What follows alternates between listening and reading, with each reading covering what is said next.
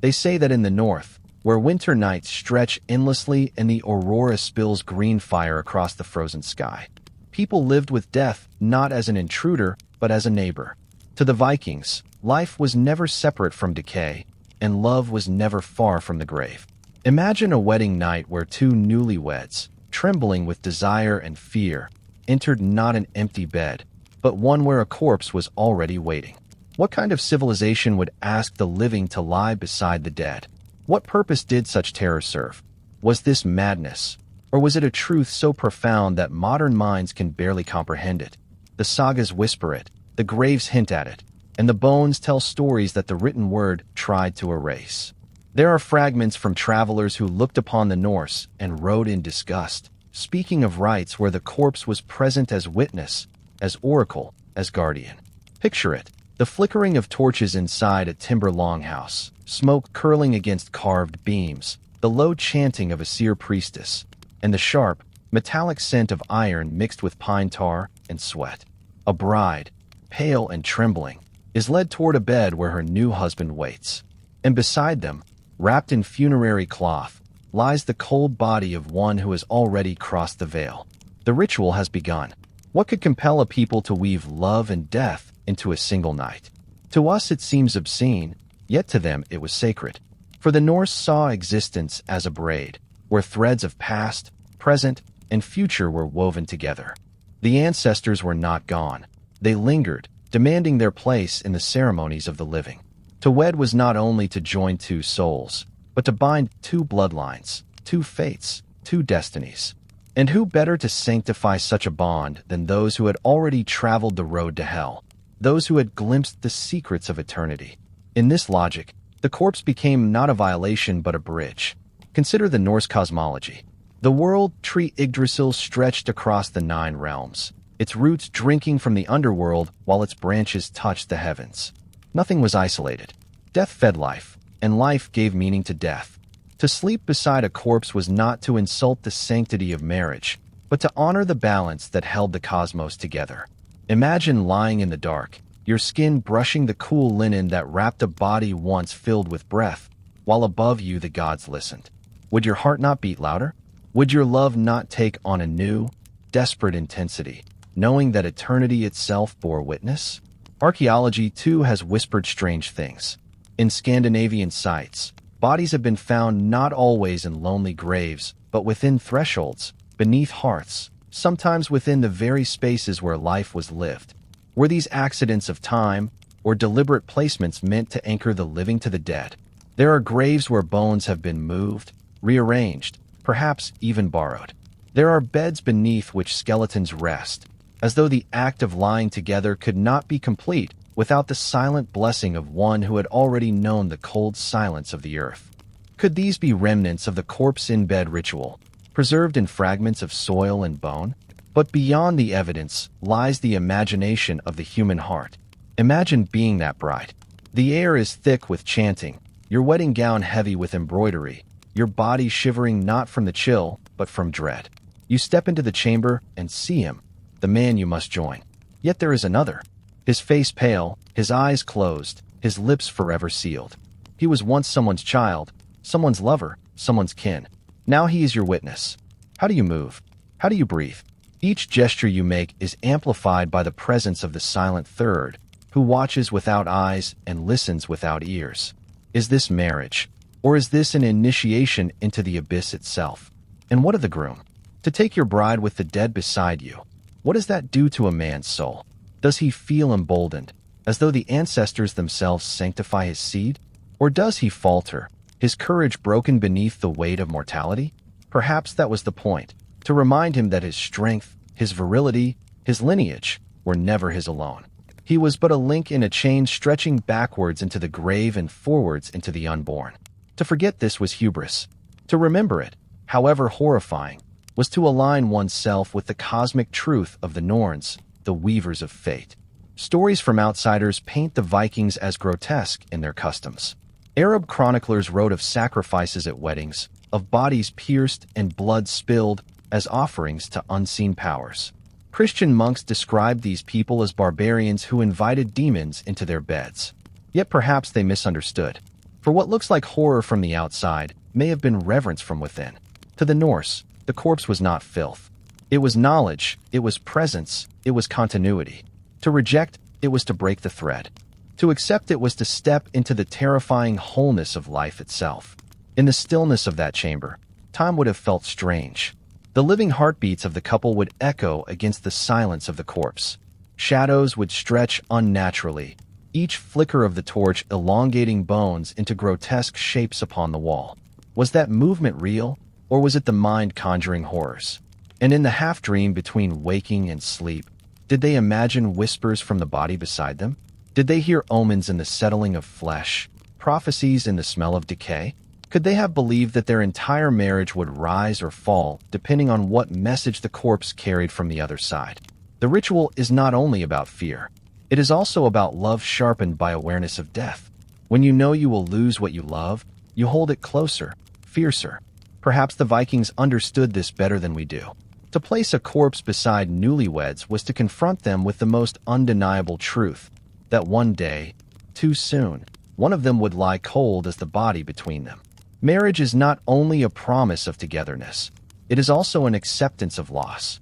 In that dim-lit longhouse, they were forced to acknowledge what most of us try to forget, that love is brief, fragile, and always pursued by the shadow of death. Philosophers across ages have touched on this truth. Marcus Aurelius wrote that you could leave life at any moment, so let that determine what you do and say and think.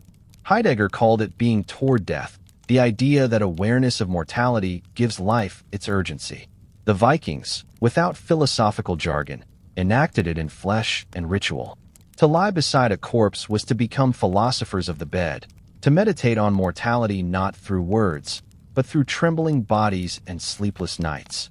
It was the most brutal kind of wisdom, direct, unflinching, undeniable. As we peel back the layers of history, as we examine the bones and the sagas, we cannot escape the chill that this ritual evokes. It is too intimate, too shocking, too charged to dismiss as mere myth. And perhaps that is why it lingers in our imagination. It tells us something we still need to hear, that life is not separate from death, that joy is not untouched by fear, that beginnings are always shadowed by endings. The Vikings did not flinch from this paradox. They lay with it, they touched it, they breathed it. And in doing so, they passed to us a story that shakes the foundations of what we think love and marriage mean. So as we begin this journey, remember this.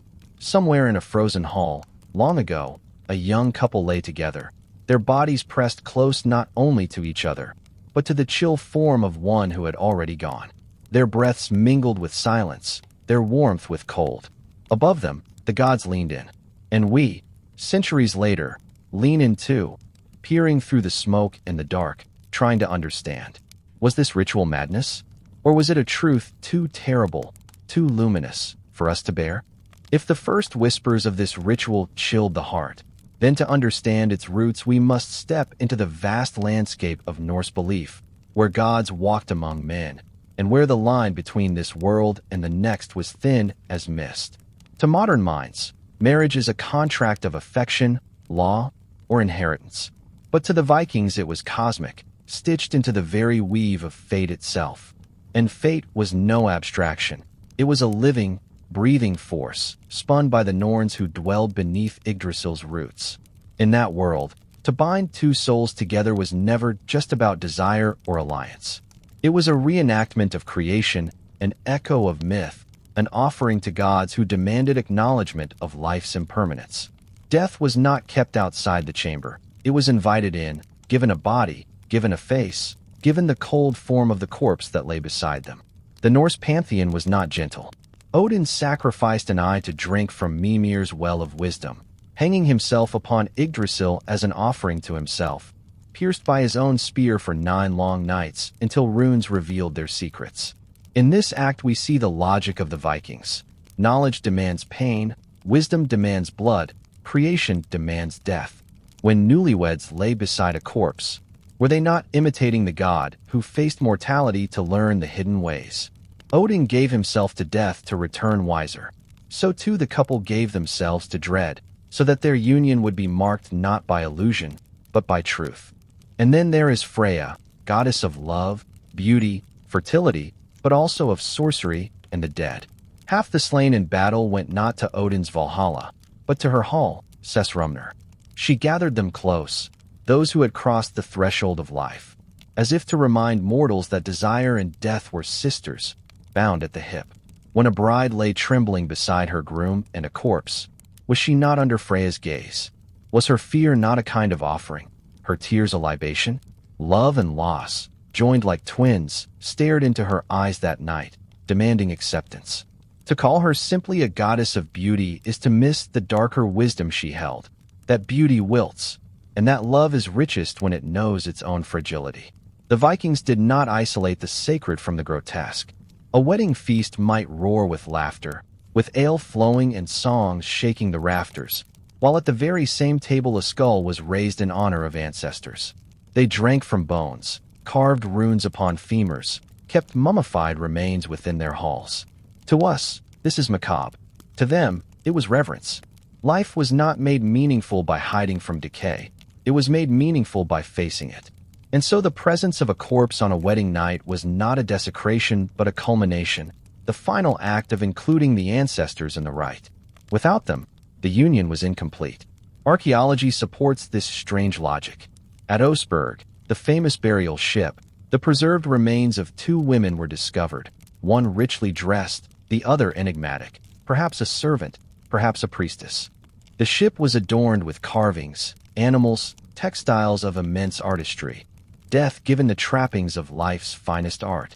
At other sites, bodies have been unearthed where none should have been, hidden beneath doorways or near beds, as though their presence was necessary to sanctify daily acts. Skeletal remains were sometimes bound or weighted, perhaps to ensure they stayed where they belonged. But in each case, the dead were not erased. They were incorporated, folded into the living fabric of home and ritual. It is within this tapestry that the corpse-in-bed ritual makes its haunting sense. To lie beside a corpse was to draw the power of the ancestors into the fragile beginning of a new lineage. What child would be born from such a union, except one watched over by the restless dead? What family could ignore its roots when those roots lay cold upon the wedding sheets? It was inheritance given form, legacy made flesh. And in that act, love itself became more than passion. It became survival, continuity, eternity. To marry was to step into the river of the dead and emerge carrying their strength. And what of the human psyche in such moments? Picture again the chamber. The longhouse creaks in the wind, the fire dimming to embers, smoke trailing like ghostly fingers across the beams. The bride turns her head slightly, and her eyes fall on the slack jaw of the corpse, the emptiness where laughter once lived. The groom feels his breath falter as he senses not only the living body beside him, but the unmoving one that marks their fate. The corpse does not speak, and yet it dominates the room, a silent oracle pressing its truth upon them. This is where all journeys end. To consummate love in such a presence was to plant it in the soil of mortality itself. What could be more binding? Psychologically, this may have worked as a profound initiation. We moderns create vows with words, promises spoken before friends and family. The Vikings created vows with experience, with ordeal. By enduring the corpse, the couple endured their first shared terror, their first communion with loss. This was no polite ritual, it was a trial. If they emerged whole, they emerged stronger. They had faced together what most would flee from. They had lain awake through the longest night and survived. Perhaps this is why such unions were believed to be blessed, not cursed. For they had been baptized in dread, and love that survives dread is love tempered like iron. Science tells us that facing death directly alters the human mind. Modern psychology speaks of terror management theory, the idea that awareness of death, though horrifying, gives life urgency and meaning. Rituals across cultures have used death as a teacher, from memento mori skulls in medieval Europe to the danse macabre etched on cathedral walls. The Vikings did not paint skeletons on parchment, they placed them in the bed itself. They lived the philosophy with a physicality that we can hardly imagine. And in that raw confrontation, they may have found a depth of resilience we struggle to grasp. But beyond psychology, there is cosmology. The Norse did not believe in linear time. Their myths spoke of cycles, of Ragnarok where the world burned, only to rise again from ash. Birth, death, rebirth, always entwined. A wedding was not the start of something new, but the continuation of an eternal rhythm, and the corpse was its reminder. Just as winter gives way to spring, just as night bleeds into dawn, so too must love give way to loss, and loss to new beginnings. To ignore this rhythm was to step out of harmony with the cosmos. To embrace it, however brutal, was to live truthfully. So as we peel away the layers of disgust and fear that this ritual awakens in us, we begin to see its strange beauty. A corpse in a bed with newlyweds is not a perversion of love, but its intensification, a poetic gesture that insists love is never free of death, nor death free of love. It is shocking because it is honest, and honesty is always more frightening than illusion. The Vikings chose to confront that honesty, and in doing so they built unions not upon fleeting romance, but upon eternity's shadow. And here we stand, centuries later, chilled by the thought, yet compelled to lean closer. For in their stark ritual we see our own reflection, the truth we all attempt to hide, that love's truest power is born from knowing it will one day end. And the Norse, with their fierce clarity, forced their children, their lovers, their heirs to begin with that knowledge, to touch it, to breathe it, to lie awake with it in the dark. Only then, they believed, could love be worthy of the gods. Marriage, in the Viking world, was never just the union of two individuals. It was a ritual of binding bloodlines, of merging destinies, of weaving threads into the fabric of ancestry itself.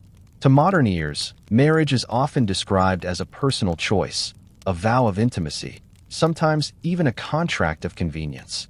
But in the Norse imagination, it was cosmic, communal, and ancestral. When a couple lay beside a corpse on their wedding night, they were not alone. The dead were there, not as intruders, but as witnesses, as guardians, as participants. And this was no symbolic metaphor, it was literal. For the Vikings believed that the blood memory of their ancestors flowed through them, and to marry was to awaken that memory in the presence of its keepers. Picture the gathering of families before the ritual. Long tables heavy with roasted meats and jugs of ale, the smoke curling upward like offerings to unseen gods.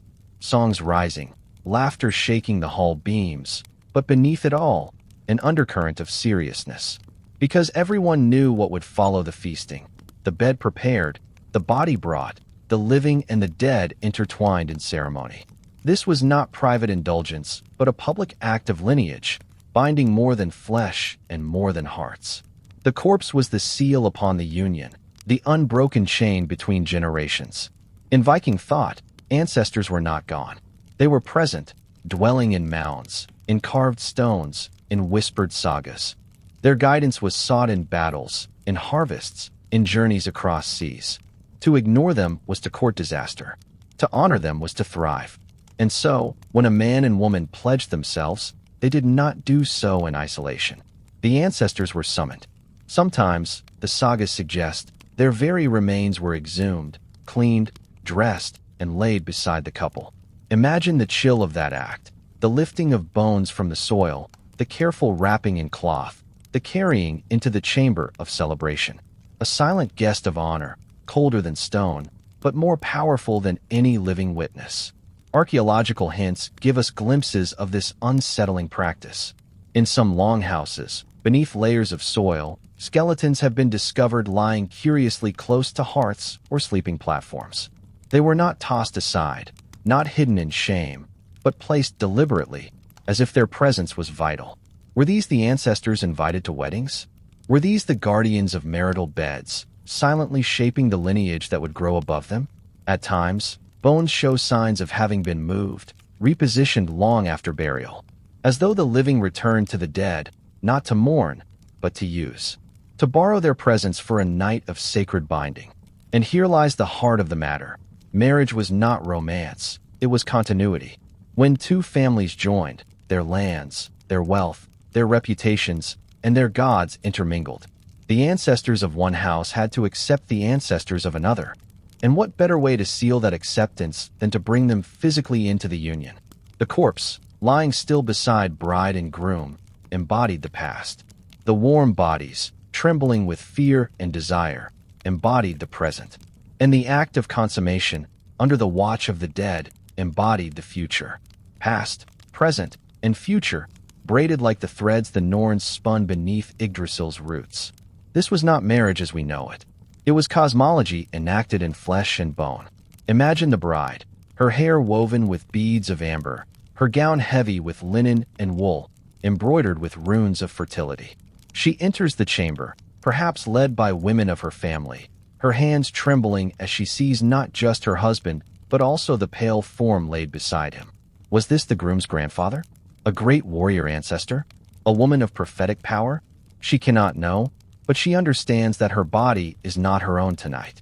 It belongs to the lineage, to the gods, to the river of time that flows through her veins. Her fear is part of the ritual. Her tears sanctify it. She becomes the vessel through which blood and fate merge. The groom, too, feels the weight. His desire is sharpened by dread, his strength tested not against another man, but against mortality itself. To falter would be shame, not only before his bride, but before the ancestors whose presence presses upon his chest. The corpse lies between or beside them, a reminder that manhood is not proven in isolation. It is proven by carrying forward the legacy of those who came before, and by surrendering to the destiny that the Norns have already woven. To take his bride in such conditions is to prove he is worthy, not of her alone, but of the entire ancestral chain. Folklore offers strange echoes of this logic. In some sagas, ancestral spirits appear at weddings, sometimes in dreams, sometimes in visions, sometimes through the voices of seer practitioners who called them forth. The dead were not thought to be silent. They spoke, they guided, they judged. A marriage without their blessing was cursed. And if their presence required not just words but bodies, then bodies were brought. Bones from the grave, laid gently beside the trembling flesh of the living. It is grotesque to us, but to them, it was necessity. Without it, the bond would be weak, the children vulnerable, the fate unanchored. One can imagine the conversations whispered among guests after the ritual. Did the corpse move? Did it twitch, as though speaking approval or disapproval? Did the dreams of the bride that night reveal omens of the children to come? Perhaps she dreamt of warriors, of daughters with the gift of seer, of lands conquered or lost. The corpse was a mirror, reflecting not the present, but the possible futures. In its stillness, it contained everything the living feared and desired. And so it was laid in the bed, not to horrify, but to instruct, not to desecrate, but to bind. The emotional toll must have been immense. Imagine lying awake after the act, the fire reduced to embers, the hall quiet except for the wind clawing at the walls. The couple, wrapped in exhaustion and unease, unable to escape the presence beside them. The corpse does not vanish when the ritual ends. It remains until morning, cold and patient, reminding them that from this night forward, their lives are not their own. They belong to the chain of blood. They belong to the past and to the future. What began as fear becomes, in the silence of night, a strange comfort. They are not alone. They never will be. In this way, the corpse ritual reveals the Viking obsession with continuity. Life was too fragile to be left to chance. Death was too powerful to ignore. By merging them in the most intimate act of union, they created a bond that was unbreakable. Even love was not private. It was ancestral, communal, eternal. The corpse in the bed was the living proof of that truth. And so, when we look back upon these rituals, we do not see merely horror. We see philosophy enacted with a ferocity that leaves us breathless. The Vikings did not write treatises on the meaning of life and death. They lived them in firelit halls, in trembling vows, in the shivering embrace of newlyweds lying beside one who had already crossed the veil. Their marriages were not about two people. They were about time itself. When we move from the sagas and myths into the soil itself, the story of this ritual does not vanish, it deepens. Archaeology, that slow unearthing of silence, has revealed fragments that hint at the terror of the corpse-in-bed tradition. To dig into the earth of Scandinavia is to disturb not only bones, but secrets. Each excavation uncovers a conversation between the living and the dead, a dialogue frozen in clay and ash. And when the archaeologists brush dirt from a femur, or pull from the frost a skull with empty sockets, the question rises again. Were these the ancestors who once lay beside the living, silent witnesses to vows, guardians of the fragile bridge between life and death? One cannot ignore the Oseberg ship burial, discovered in Norway in 1904. Within the great vessel, 2 women lay preserved, surrounded by an astonishing wealth of grave goods, wooden carvings of serpents and beasts, tapestries, household items, even sledges. One of the women, richly dressed, may have been a queen or priestess. The other, scholars still debate. Their bones showed signs of movement after burial, perhaps disturbed in ritual long after their deaths. To the Viking mind, death was not a sealed chamber. Bodies could be borrowed, repositioned, called upon again to sanctify a moment of power. Could one of these women have been lifted from her ship and carried into a hall to watch over a marriage before returning to her silent voyage? Archaeology cannot prove it, but the imagination trembles at the possibility. Elsewhere, beneath the thresholds of longhouses, skeletons have been discovered, placed with care. Why thresholds? Because they are boundaries, places where one passes from one realm to another, neither outside nor inside. The dead, it seems, were stationed there as guardians. Imagine then a marriage, a union of households. Would not the guardians of one home be invited into the ritual of continuity, laid not beneath the doorway this time, but upon the bed? The positioning of bodies in thresholds, in hearths, in living quarters, is too deliberate to dismiss. These were not ordinary burials. They were placements of meaning, orchestrated with intent. And when bones are moved from grave to bed, the meaning sharpens into ritual. In Sweden, in the burial fields of Birka, archaeologists uncovered remains that suggested ritual disturbance. A warrior woman, long believed to be a man until modern DNA analysis revealed otherwise, lay with weapons, her position symbolic of command.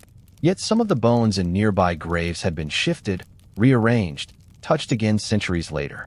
Was this disturbance looting? Or was it reverence, a reaching back into the ground to bring forth ancestral presence for a new rite? If we read these movements not as theft, but as ritual borrowing, then the corpse-in-bed tradition ceases to be rumor and becomes archaeological shadow, visible not in words, but in patterns of bones. And there are darker findings.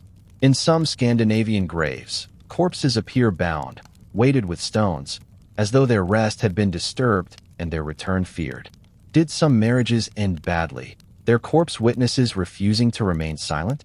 Did the dead who lay beside newlyweds sometimes become restless, demanding appeasement, chained down so their influence would not disrupt the living too far? Folklore speaks of Draugr, the restless dead, jealous and malicious, returning from the grave to haunt the living. To bring a corpse into the bed was to risk awakening such power. The fact that some remains were restrained suggests the Vikings knew the danger. They did not play with death lightly. They feared it, honored it, invited it, but always with vigilance. The excavation of chamber graves also adds to this strange mosaic. These were rooms beneath the earth, complete with beds, furnishings, weapons, jewelry, and in some cases, multiple bodies. Husbands and wives buried together, servants slain and placed at their masters' sides. Even animals sacrificed to accompany their owners. Death was not solitary, it was social. The grave was a household below ground, mirroring the one above. And if the dead could live together below, why not participate in the unions above? A chamber grave is itself a marriage of sorts, life and death sharing a space. The corpse in the wedding bed echoes this architecture, collapsing the distance between burial and dwelling, between soil and timber hall. The atmosphere of an excavation site is telling. Archaeologists describe the eerie silence as they brush away centuries of soil, the smell of earth mixing with a faint sweetness of decay preserved by peat or frost. To lift a skull from the ground is to feel the weight of another time pressing into your hands. And in some cases, these skeletons bear signs of ritual handling. Bones polished smooth, joints rearranged, textiles carefully tucked around them long after death. These were not forgotten remains. They were curated presences. The living returned to the dead again and again, treating them not as relics, but as participants. A corpse could be a tool, an oracle, a witness. Its place in a bed of newlyweds becomes less shocking when we see how often the Vikings touched, moved, and re-engaged their dead. The very architecture of longhouses hints at this. Sleeping platforms line the sides, raised above the ground, with storage beneath. Excavations show that bones were sometimes hidden in these dark spaces, beneath the very beds where families slept.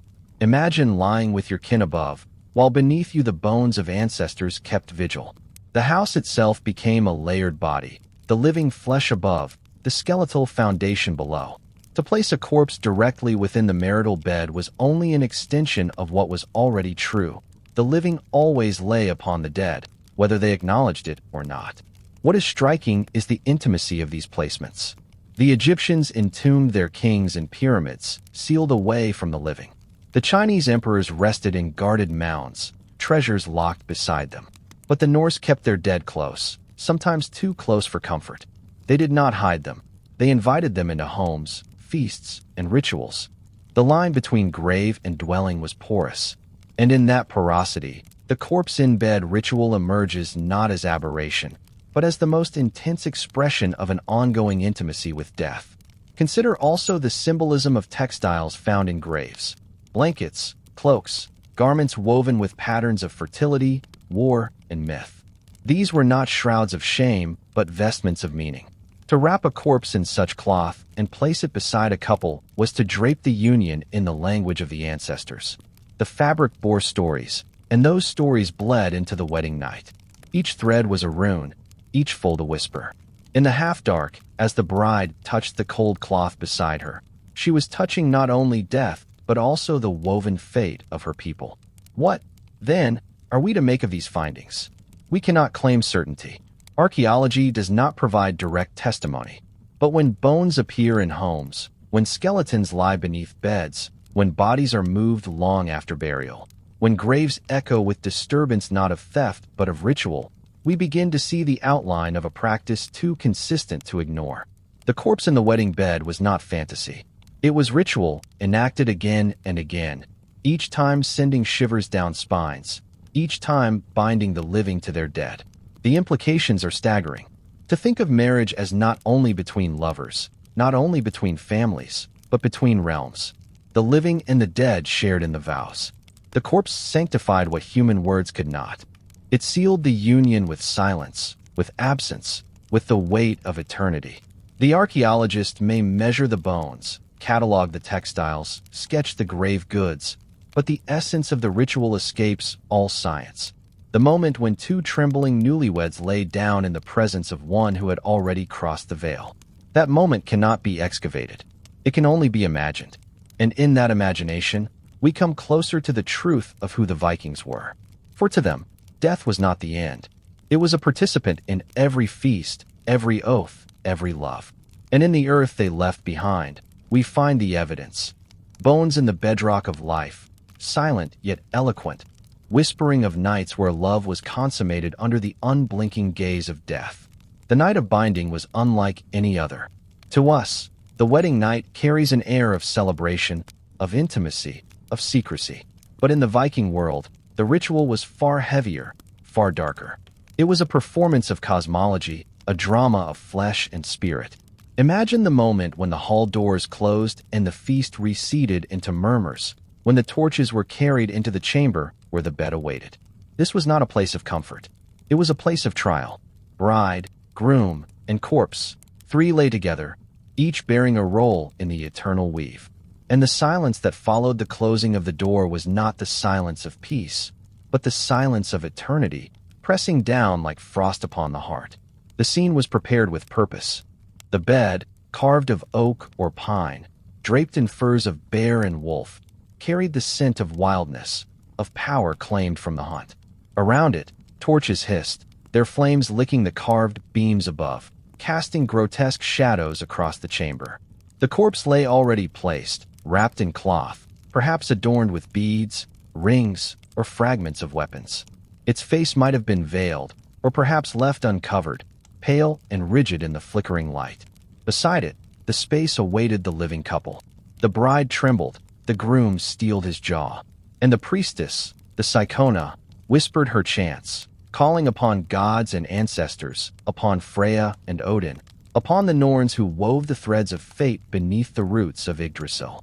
The ritual began not with touch, but with words.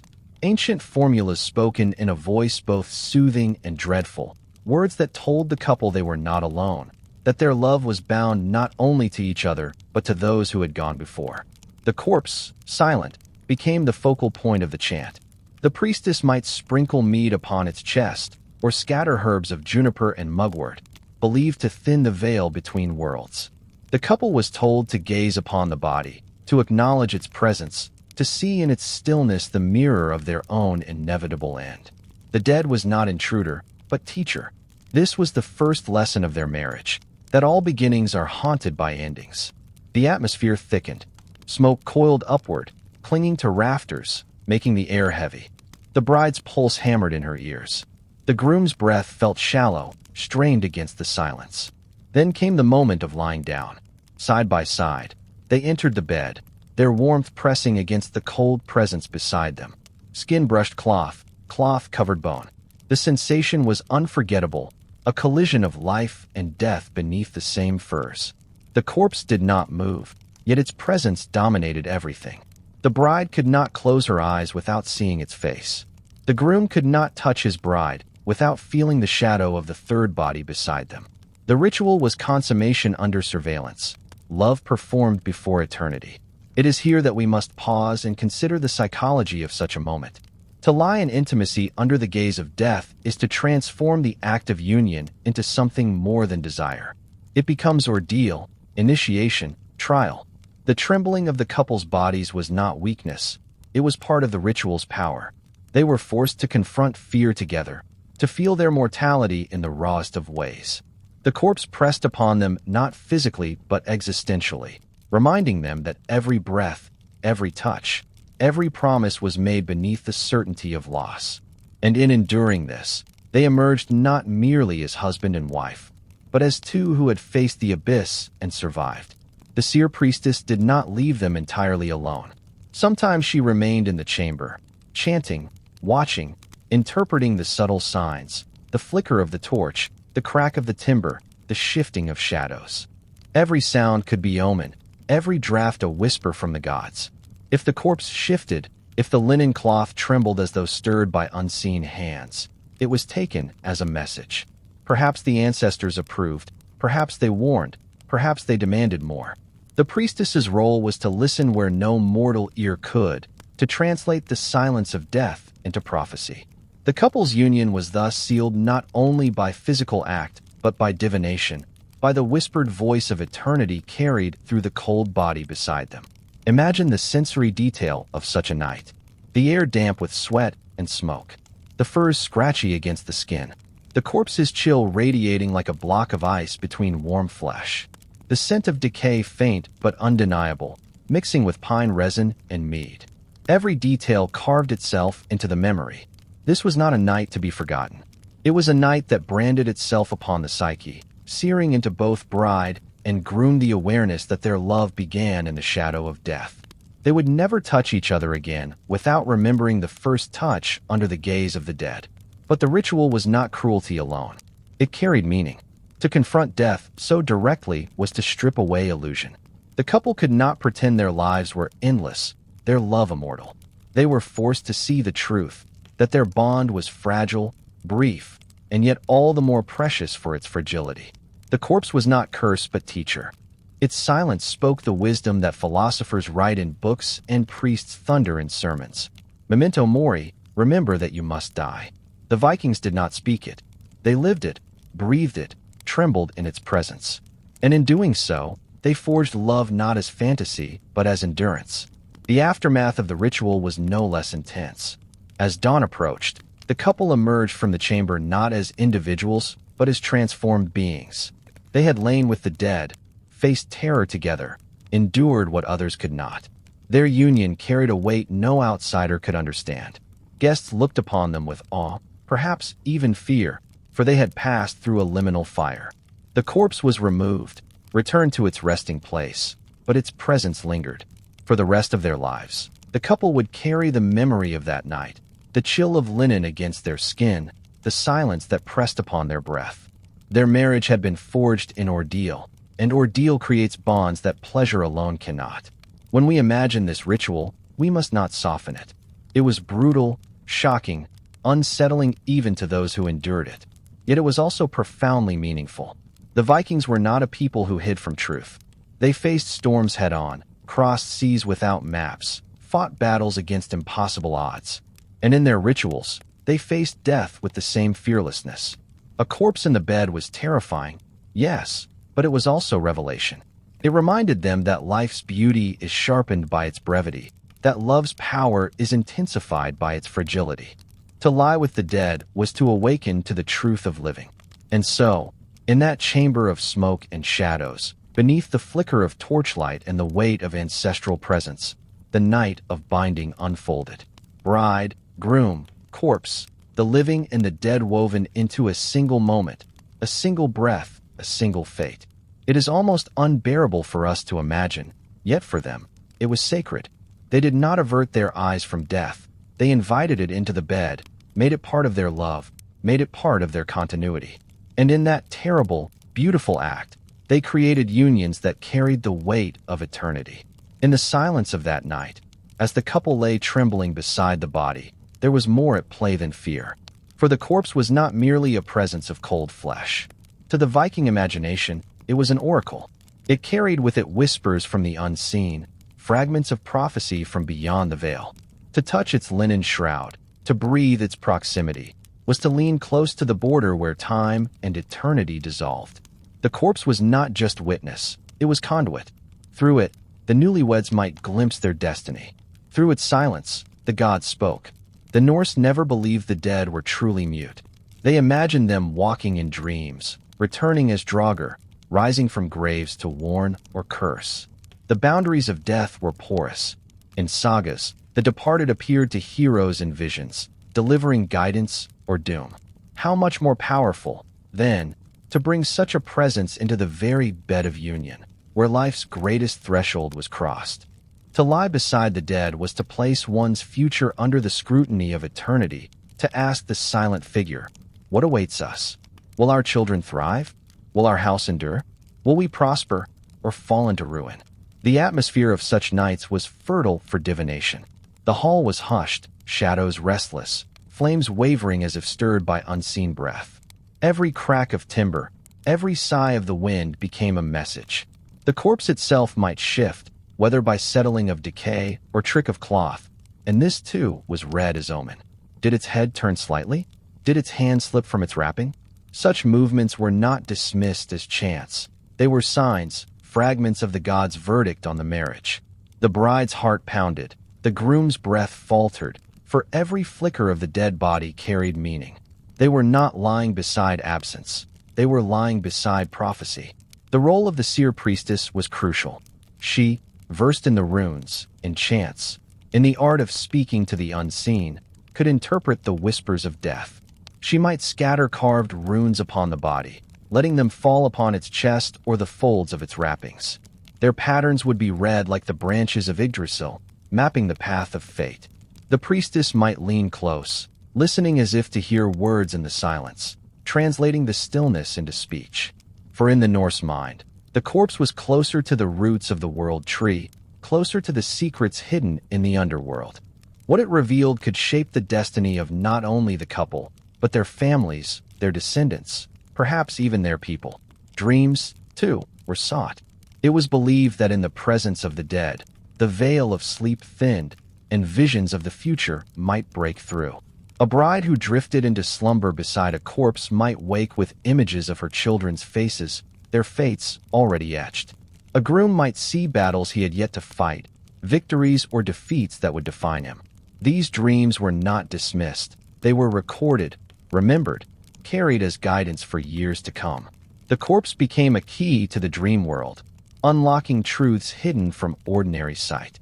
In that night of dread, the couple were not only lovers but prophets, their union sanctified by visions from the other side. The sagas whisper of such oracles. In the story of Hervaer and the cursed sword Turfing, a maiden calls upon her dead father in his barrow, demanding he speak. And he does, his voice echoing from the grave, gifting her the sword and the doom it carried. Death was not silence. It was a mouth through which fate could be spoken. When a corpse lay in the wedding bed, it was this same belief in action, that the dead could be made to reveal the threads of what was to come. Whether through dreams, omens, or the trembling interpretations of the priestess, the silence of the corpse became the voice of destiny. Imagine the pressure of this moment. The couple, already shaken by fear, now aware that their every movement, every sigh, every dream may be weighed for meaning.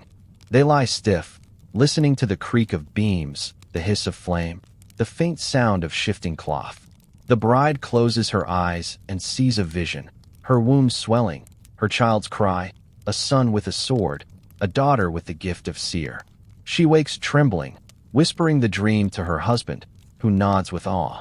The priestess interprets, the gods have blessed this union. Or perhaps the dream is darker, a house in flames, a battlefield strewn with kin. The bride shudders, the groom pales, for the corpse has spoken doom. Their marriage begins beneath the shadow of prophecy. The philosophy beneath this is striking. To the Vikings, fate was woven already. The Norns spun it, and no man could sever the thread.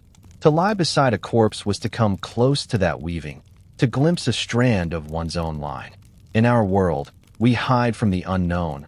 We fear the future's opacity. They leaned into it, demanded revelation, sought to see what lay beyond. The corpse was terrifying, yes, but it was also clarifying. Its silence forced them to listen to the deepest truths.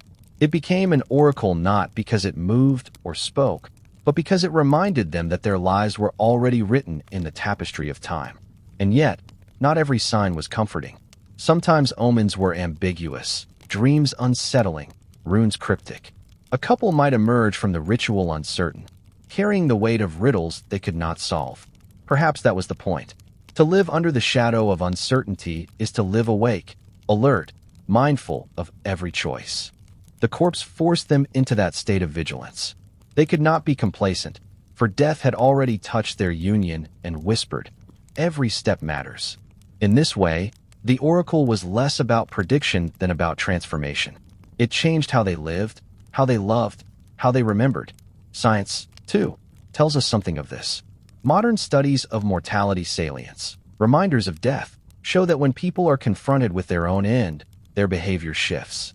They seek meaning, they cling to loved ones, they pursue legacy. The corpse in the Viking bed was the ultimate mortality salience, the most visceral reminder of finitude. And through it, the couple's choices gained intensity. They lived not in illusion, but in awareness. Their love, sharpened by prophecy, became something fierce, enduring. It is unsettling for us to imagine, but perhaps this was the wisdom they sought, that the truest love is the one lived in full knowledge of its inevitable loss. The corpse's oracle thus reframes the ritual. It was not grotesque spectacle, but an initiation into truth. The body beside them was not only death, it was destiny. Through it, the couple were bound not only to each other, but to the path the gods had already written. Their first night was not simply about consummation, it was about revelation. They lay down as bride and groom. They rose as husband and wife who had seen eternity's face, who had listened to the silence of the grave and found within it the voice of fate. If the corpse in bed ritual reveals the Vikings' intimacy with death, then the accounts of their sacrifices reveal the extent of their devotion to blood. Outsiders looked upon these practices with horror, chronicling them as proof of barbarism. Yet to the Norse themselves, sacrifice was not cruelty but necessity, the binding currency between mortal and divine. And when marriage was at stake, the joining of two lineages, the forging of continuity, sacrifice became inevitable. Blood was spilled not only on the battlefield, but on the threshold of love. And so the ritual of lying beside the dead was sometimes accompanied by acts even more shocking. The giving of blood, the silencing of lives, the mingling of joy and slaughter. Arab travelers, venturing into the northern lands, returned with stories that chilled the courts of Baghdad and Cordoba. Ahmad ibn Fadlan, in his 10th century account, described the Rus, kin to the Norse, conducting funerary rites where slaves were sacrificed, their blood poured to guide the dead. He wrote of drunken feasts, of chants, of bodies slain upon pyres, of maidens strangled and stabbed to accompany their masters into death. If such rites were practiced for funerals, What might have been done for weddings, which were also thresholds between worlds? Could the corpse beside newlyweds have been more than witness? Could it have been the body of one sacrificed that very night, offered to ensure the fertility and fortune of the union? Christian chroniclers, too, recoiled at what they heard. Monks writing from cloisters described the Norse as demons in human form, men and women who mingled death with every sacred act. To them, the idea of a corpse in a marriage bed was monstrous enough, but whispers of blood spilled during ceremonies confirmed their worst fears. They wrote of weddings where animals were slaughtered, their blood smeared upon doorposts and upon the couple's skin. Some claimed even human throats were cut, that the screams of victims mingled with wedding songs. Whether exaggeration or truth, the image was damning. A people who welcomed blood into the very center of love. The sagas, though written later and often shaped by Christian hands, still echo with fragments of these darker customs. Tales of feasts where warriors swore oaths over bowls of blood, where the sacred mead was mixed with the sacrifice of beasts, where brides entered halls adorned not only with flowers, but with gore. The corpse in the bed may have been joined by the blood of the living, the two together forming a ritual too terrifying for outsiders to comprehend. But within the Viking worldview, it made sense. For nothing sacred could be sealed without blood. The gods themselves demanded it. Odin hung upon the tree, pierced and bleeding, to gain wisdom. Why should mortals think their unions could be forged without the same cost? Picture such a wedding. The hall erupts with music, with stamping feet, with horns raised. But then comes the sacrifice. A goat is led into the hall, its throat cut, its blood collected in a bowl. The priestess dips a branch in the blood and sprinkles it upon the guests, upon the bride, upon the groom. The crimson drops fall like blessings, like runes etched in liquid. The people cheer, for the gods are watching, and the blood binds the vow. And in some whispered versions, the sacrifice is not an animal but a human, perhaps a slave, perhaps a captive, perhaps even a volunteer offered for the sanctity of the ritual.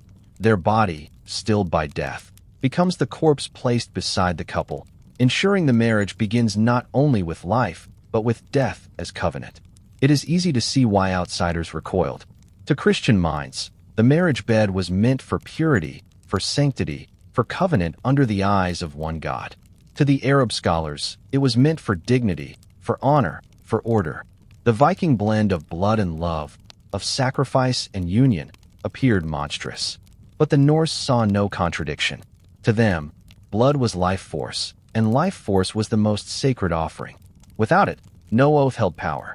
Without it, no promise reached the ears of the gods.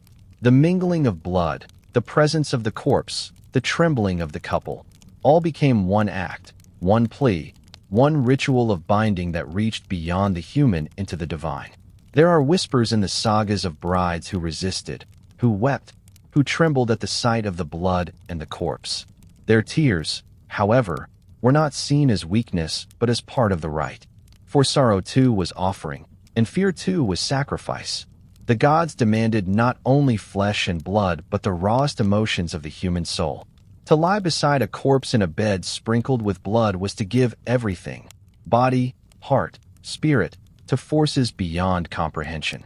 It was terror sanctified, dread transformed into binding. And what of the scandal? For these accounts spread far beyond the north. In Europe's courts and monasteries, in the bazaars of the East, tales of Viking rites were told with shudders. The image of men who lay with the dead, who spilled blood at weddings, who mingled joy with slaughter, burned into the imagination.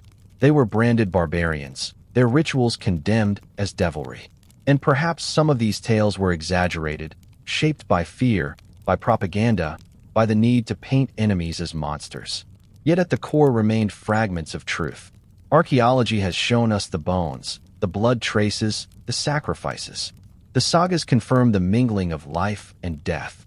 Outsiders recoiled because they glimpsed something too real, too raw, too far from the safety of their own rituals. But what we must understand is that for the Norse, these acts were not scandal. They were sacred. A marriage sealed by blood was unbreakable. A union witnessed by death was eternal. To them, this was not cruelty, it was clarity. It was the acknowledgement that life cannot be separated from death, that love cannot be sealed without loss. that joy is always shadowed by sorrow. By embracing this paradox, they created rituals that shocked the world, but which to them were the only way to honor the truth of existence. And so, as the couple lay beside the corpse, as the scent of blood still lingered in the hall, as guests sang and feasted in the next room, the night pressed its weight upon them. They were not alone. They were bound by blood to their ancestors, to their gods, to each other. Their love was not private indulgence, but public sacrifice, not tender illusion, but terrifying truth. Outsiders could call it barbarism, scandal, horror, but to the Norse, it was sanctity. And in that sanctity, they found strength no outsider could comprehend. Marriage in the Viking world was not a promise of comfort. It was not built on soft illusions of eternal happiness. It was carved out of hardship, sharpened by cold seas and endless winters, and shadowed always by gods who demanded sacrifice. The corpse-in-bed ritual was perhaps the most brutal reminder of this truth, and for those who endured it, the emotional toll was immense. To lie with death on one's wedding night was not just a ceremony. It was an initiation into a lifetime of awareness, a scar carved into the heart that never faded. For the bride, the chamber was a crucible of terror.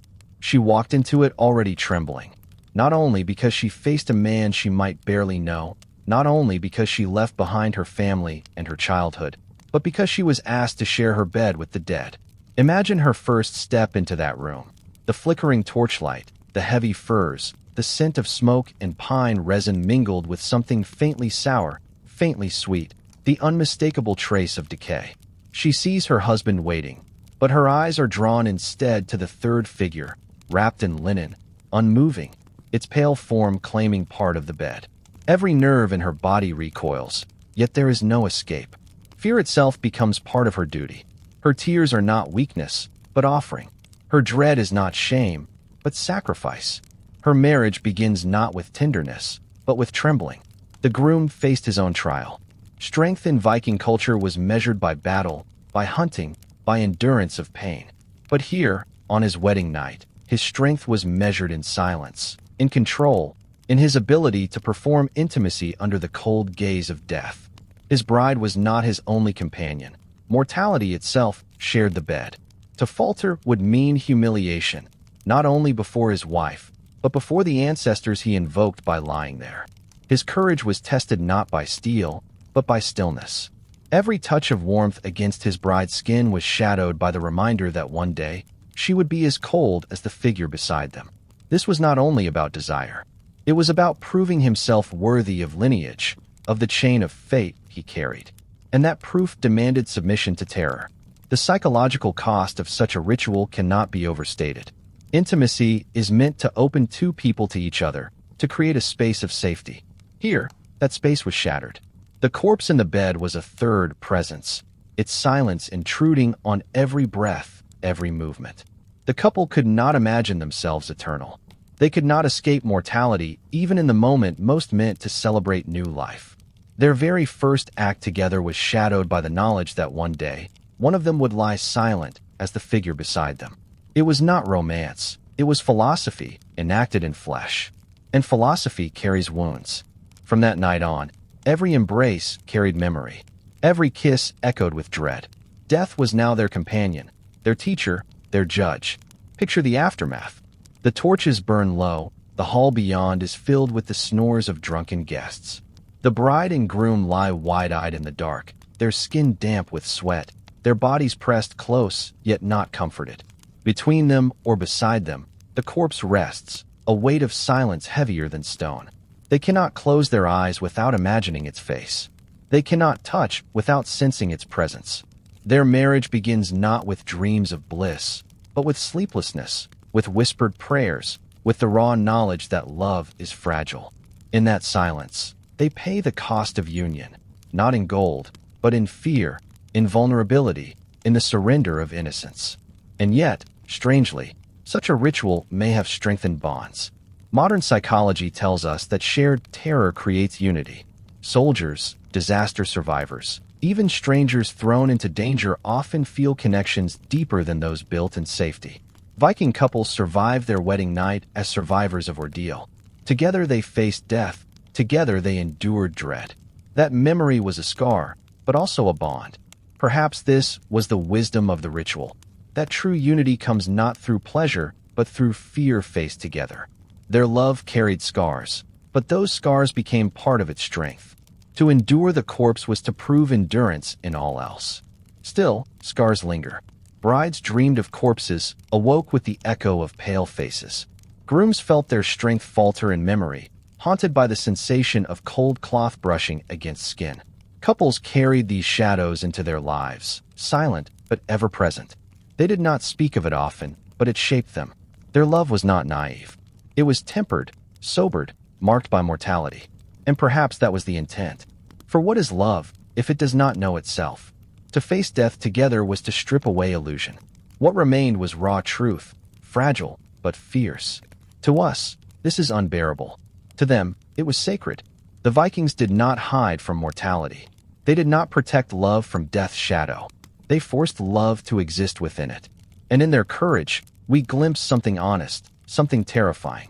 That all love, no matter how bright, carries within it the seed of loss. That every marriage, no matter how joyful, is haunted by the certainty of death. The Vikings chose not to deny this, but to embrace it, to ritualize it, to make it part of their unions. The cost was fear.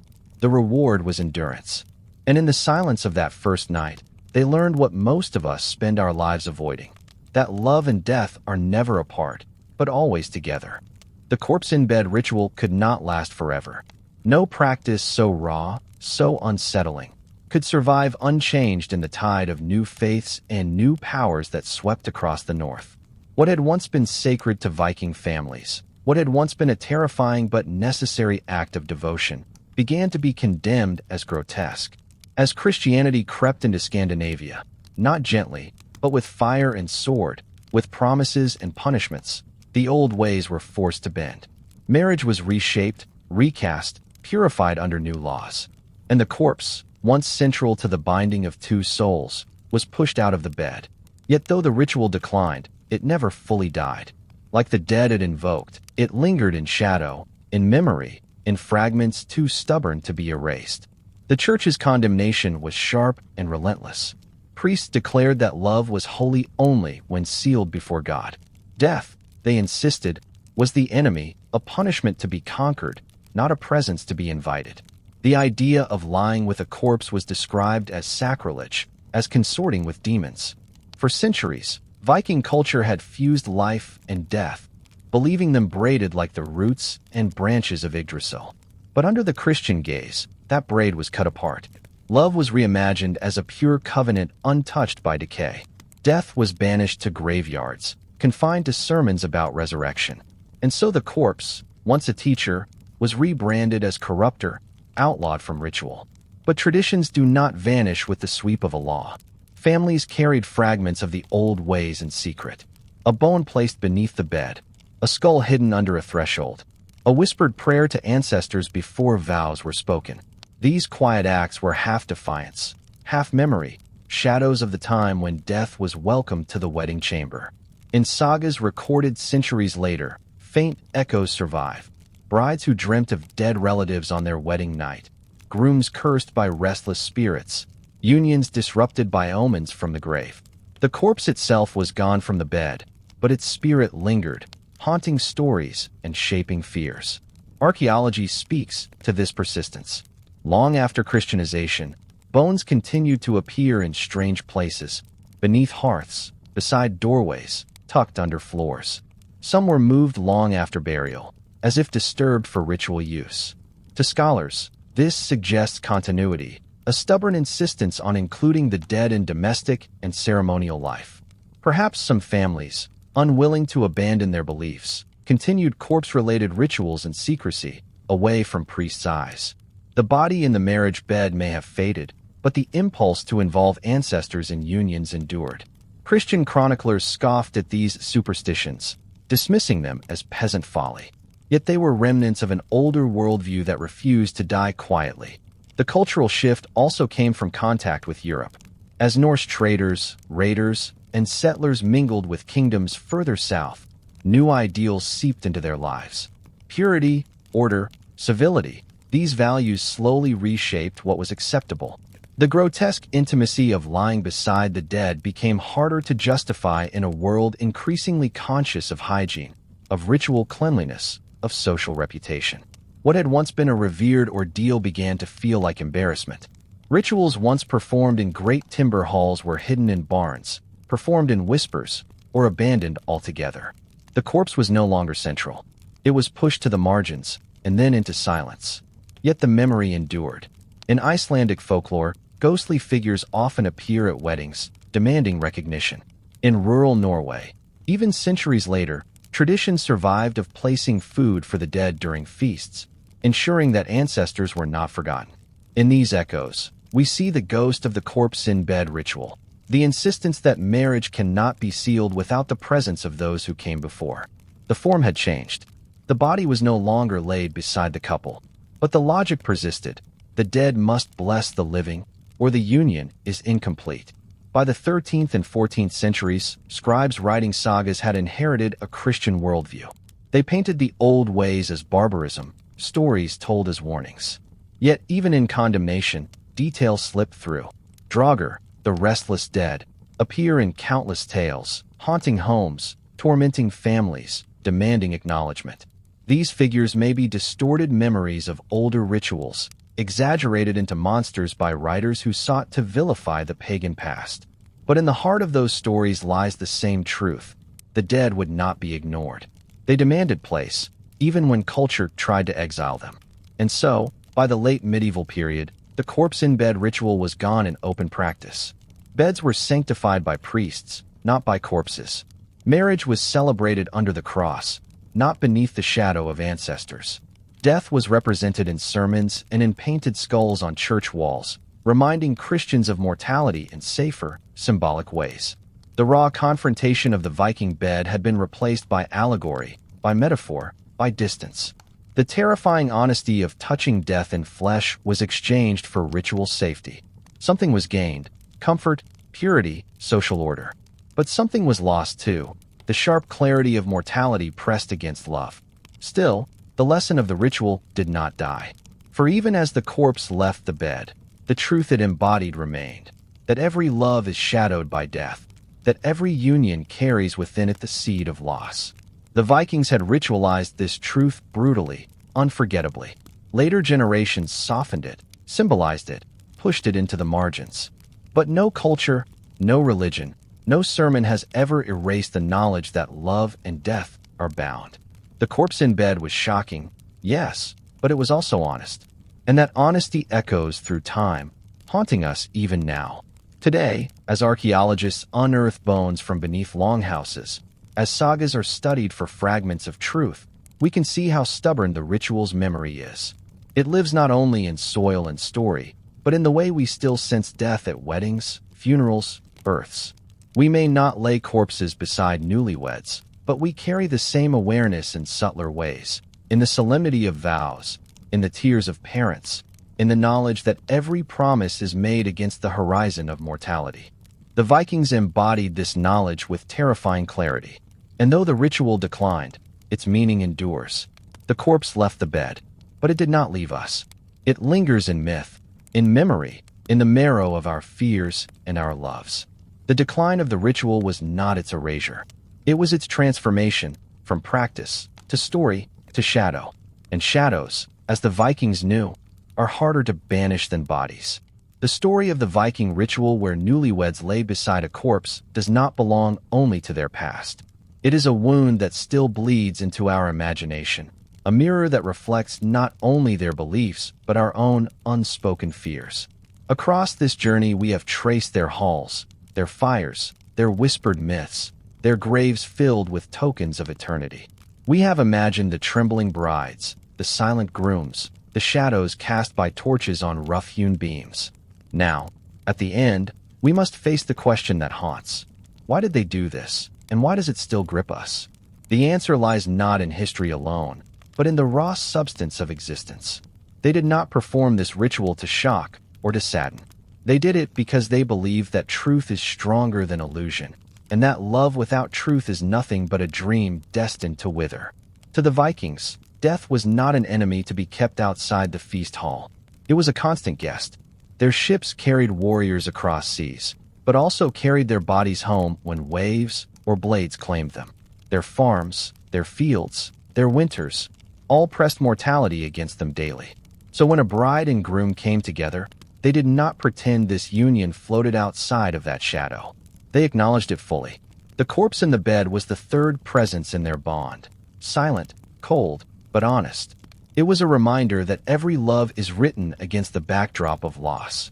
Their marriages began not in comfort, but in confrontation, because they believed only through facing fear could strength be forged. This custom horrifies us because we have spent centuries fleeing such honesty. Christianity swept across the north and declared death not companion, but enemy, not shadow, but sin. Marriages were moved into churches, blessed with hymns, bound with rings, and wrapped in purity. The corpse was banished to graveyards, no longer welcome in the bed of the living. Yet though the practice died, the truth it revealed could not be erased. Every wedding still trembles with mortality, though it hides behind veils and vows. The tears of parents are not only joy but mourning, knowing time is slipping, knowing nothing lasts forever. The solemnity of the promise, till death do us part, carries the same shadow the Vikings laid bare. We say the word softly. They lived the truth brutally. But it is the same shadow, the same reality. Picture the final night again. The hall has emptied, the feast ended. Torches crackle low, and silence thickens like smoke. In the chamber, a bride and groom lie pressed together, and between them the stillness of the corpse. They do not sleep. Their breath is ragged. Their hands cling tighter than they thought possible. They are afraid, yet they endure. And in that endurance, their bond is forged not by romance, but by ordeal. The gods lean close, the ancestors murmur, the Norns weave. It is a moment beyond imagination, yet for them, it was the gateway into a shared life. No illusion, no denial, only raw truth carved into memory. And what of us, centuries later? We no longer invite the dead to lie beside us, but we feel their presence all the same. Every embrace is shadowed, every kiss tinged with the knowledge of ending. We hide from it, but it never leaves. We avoid it, but it shapes every bond we make. The Vikings gave it flesh. We give it silence. Yet the corpse in the bed is still with us, not in ritual, but in the marrow of being human. It whispers in the fragility of promises, in the urgency of love, in the grief hidden inside joy. It tells us the truth we fear most, that love is precious because it ends, that vows are sacred because they are finite, that every embrace is a defiance of loss. The legacy of this ritual is not in its grotesque image, but in its brutal clarity. It teaches us what we prefer to forget, that every marriage is a braid of three, two lovers and the shadow of death. To live as if this were not so is illusion. To accept it is to love fiercely, urgently, with eyes wide open. The Vikings forced themselves to face this on the very night joy began. We, gentler, choose to look away. But the lesson remains, unavoidable, unchanging. The corpse is gone. The truth is not. So as we close this story, imagine not only their chamber, but your own. Every time you hold someone close, death is there too, silent but certain. Every time you promise forever, the shadow listens, knowing forever is impossible. The Vikings did not let themselves forget. They turned horror into ritual, dread into strength, fear into clarity. And perhaps, in their terrifying honesty, they left us a gift we can still use. To love, not as if time is endless, but as if it is running out. To hold, not as if nothing can break, but as if everything is fragile. To vow, not in illusion, but in awareness. That is what their ritual meant, and that is what it still means. The corpse has left the bed, but it has not left us. It lingers in our imaginations, in our fears, in the urgency of our lives. The Vikings knew what we struggle to admit, that love and death are bound forever. To deny this is illusion. To accept it is truth. And in that acceptance, perhaps, lies the deepest kind of courage.